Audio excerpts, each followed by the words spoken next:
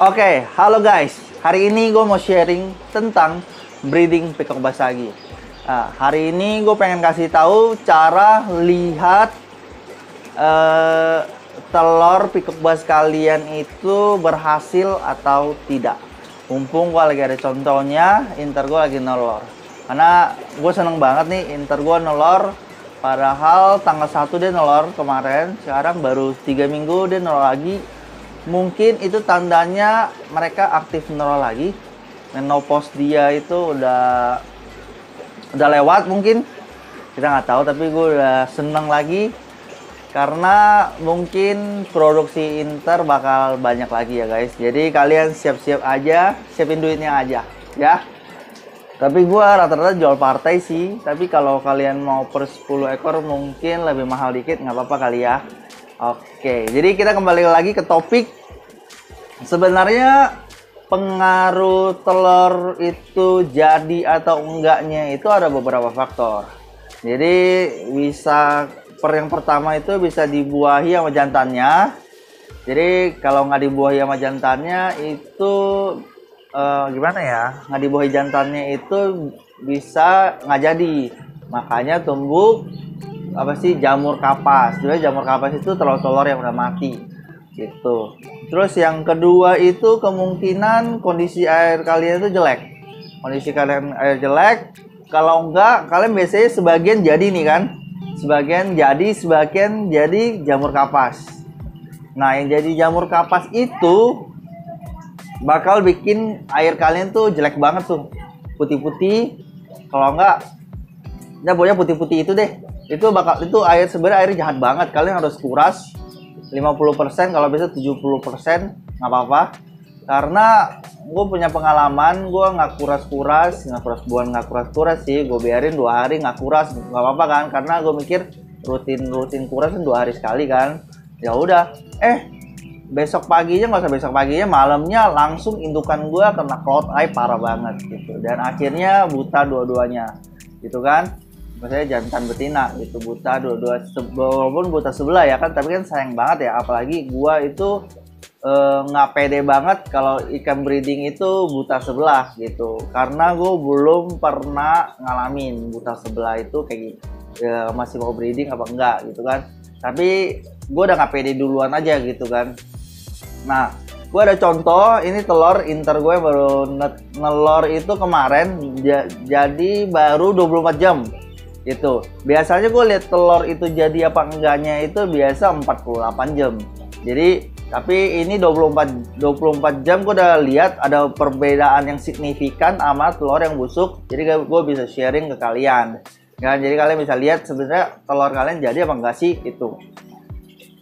Oke, jadi ini videonya, kalian bisa lihat dulu. Jadi kalian coba perhatiin telur kalian sama nggak atau enggak, ada yang bedanya nggak gitu. Nanti kalian bisa tulis di komen, gue bisa lihat dan gue bakal bales satu-satu. Oke, mumpung gue mau pengen sharing ilmu breeding, karena akhir-akhir ini gue udah nggak pengen sharing ilmu breeding sih, karena ada beberapa faktor lah ya. Nah, kalian bisa coba lihat, perhatikan baik-baik. Ini indukan intermedia gua yang saat ini nelor, yang gue bilang itu. Nah, kalian coba perhatikan baik-baik. Ada perbedaan di telurnya gak? Nah, ada yang putih-putih dikit, itu artinya itu yang nggak jadi gitu. Jadi gue masih nyalain pompa. Kalian bisa lihat kan, banyak juga tuh yang nanya nyalain pompa nggak bang. Kalau gue tetap nyalain pompa, karena pengalaman gue itu udah cukup lah. Karena yang busuk ini akan membahayakan air. Yang agak obu-obu itu dia akan jadi. Itu yang putih banget itu yang nggak akan jadi. Jadi kalian perhatikan telur kalian saat ini juga, coba deh ya. Nah, itu contoh telur inter gua. Nah, kalian cukup lihat kan perbedaannya. Terus kalau nelor begini mesti diapain nih bang?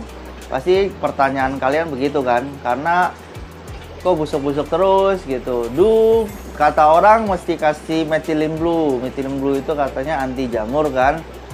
Dulu gue juga ngelakuin, cuma methylene blue itu sebenarnya jangan banyak banget ya, karena dia cukup keras obatnya.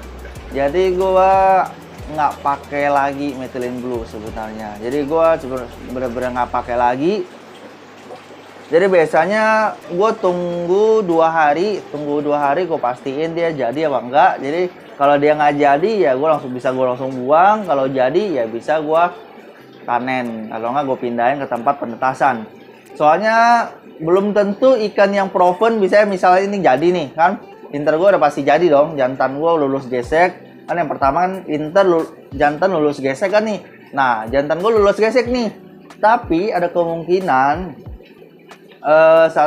kadang dia saat nelor atau enggak misalnya nelor 1, 2, 3 kali, terus keduanya bisa gagal semua, itu bisa banget.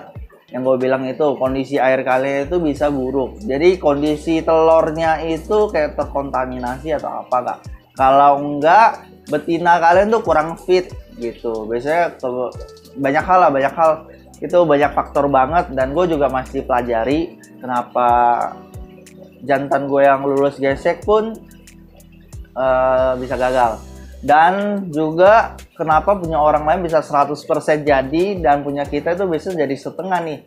Nah itu adalah jantan kalian itu kurang jantan, kita bisa bilang kurang jantan gitu. Jadi sperma mereka itu kurang banyak, jadi yang terkena itu sebagian kecil gitu. Jadi ya lumayan lah ya daripada enggak kan. Jadi adalah nasib-nasib breeder yang sebenarnya nggak kita publish sebenarnya ya. Dia kayak ikan gue itu kayak menopause itu hampir setahun lebih loh guys. Karena gue perhatiin ya. Dan dari tahun lalu itu dia sering nelor, terus dia stop. Ntar bisa 3 bulan sekali nelor, 6 bulan sekali nelor, sampai detik sekarang nih. Dia nelor terus 3 minggu lagi nelor, tapi baru kedua sih, gue nggak tahu sih dia udah mulai berhenti menopause-nya. Nah, atau musim ikan gua nelor itu setelah mereka selesai nelor pada waktunya. Gimana maksudnya? Maksudnya itu kalau orang lain ternakin pibas itu pas musim hujan guys. Jadi musim hujan itu dari Januari sampai Mei ya. Mei kan. Nah, mereka itu nelor terus tuh, orang lain tuh, maksudnya orang breeder lain ya. Breeder lain tuh nelor terus tuh, mau Inter, mau Kelbe, mau apa Singu, apalah ya. Nelor terus, jadi banyak banget mereka. Nah, tapi masuk bulan Mei, mereka itu mulai kesulitan nelor. Karena apa? Karena udah jarang hujan. Jadi kalau jarang hujan, kondisi air yang di mereka itu jadi kurang bagus. Jadi ikan itu udah nggak mau nelor lah, bla bla bla. Terus kenapa yang gue bilang itu mereka ternakin di kolam, di palut, bukan di palut sih, maksudnya di sungai, di setu gitu kan. Terus pertanyaannya lagi, kenapa mereka nggak ngangkat ke akuarium? Kan kayak gua gini akuarium kan. Nah, ikan yang nelor di sungai setu itu, mereka itu nggak terbiasa dengan lihat kita. Jadi kalau kalian pindahin ke akuarium, mereka bakal nelor. Kalau gue bilang enggak gitu. Makanya pas gue berhasil Inter gue nelor di akuarium tuh hebohnya minta ampun. Semua orang pengen breeding Inter. Kalau kalian ngikutin gue pasti tau lah itu ceritanya gitu. Jadi pibas yang bisa nelor di akuarium itu spesial gitu. Jadi bener-bener spesial karet 2. Jadi kalian berbanggalah kalau kalian punya pibas yang nelor di akuarium, kecuali monokulus ya. Monokulus itu saking banyaknya dan saking gampangnya nelor di akuarium, rata-rata orang cobanya di monokulus. Sama halnya kayak gue juga. Gue dulu juga belajar di monokulus. Jadi kalian jangan berkecil hati juga kalau kalian lagi belajar atau enggak lagi nanganin baby-baby monokulus. Jadi no problem guys. Jadi kalian step by step dulu. Dari gua dulu mono, Orinoco. Mono gua langsung lompat Inter. Tapi gua udah coba-coba Orinoco, Kelbe kan. Gua udah coba-coba. Dulu duit nggak cukup banyak untuk beli yang sepasang gitu. Jadi jodoh-jodohin, mati bla bla bla, nggak jadi. Jadi gua pertama kali beli mono, habis itu gua langsung dapat Inter pair. sepasang, malah gue beli jantan betina langsung nelor gitu. Tapi itu ceritanya juga banyak banget dari gue beli inter itu dan lain-lain lah, sampai hasilnya begini gitu. Jadi kalau kalian gagal sebenarnya itu eksperimen sih, eksperimen. Jadi karena di tempat gua itu penanganannya beda bakal sama di tempat lu. Karena gua nanya beberapa breeder, mereka itu penanganannya agak beda-beda. Kayak tinggi air akuarium harus pendek, harus berapa. Punya gua tinggi juga nggak masalah. Lebarnya 50, tinggi 50, gua juga nggak masalah. Mereka butuhnya 70, lebar 70, tinggi 50. Tapi kalau menurut gua lebih besar mungkin lebih bagus. Cuma sementara gua begini aja. Mereka itu nolor aja. Jadi gua nggak pengen ngacauin sistemnya sih. Tapi nanti gue mau pindahan, rencana gue mau bikin akuarium lebar 70. Jadi otomatis ikan yang inter gue yang 50 cm itu sama betinanya 45 cm bisa masuk sana. Jadi gue penasaran sih sebenarnya inter breeding yang size gede itu bentukannya kayak gimana. Karena setahu gue telur makin banyak pas dia size gede gitu. Kalau kalian ada pertanyaan, kalian bisa langsung di komen aja guys. Jadi mumpung gue bisa jawab. Mungkin sekian dulu video tentang hari ini, cara ngeliatin telur kalian tuh berhasil apa enggak. Jadi thank you for watching. Jangan lupa like dan subscribe, like dan share ke teman-teman kalian. Semoga video ini membantu karir kalian untuk lebih jenjang lebih tinggi lagi. Dan saran gue satu, kalian harus eksperimen, jangan nanya kiri kanan. Boleh nanya kiri kanan, cuma kalian harus gabungin tuh, kalian coba.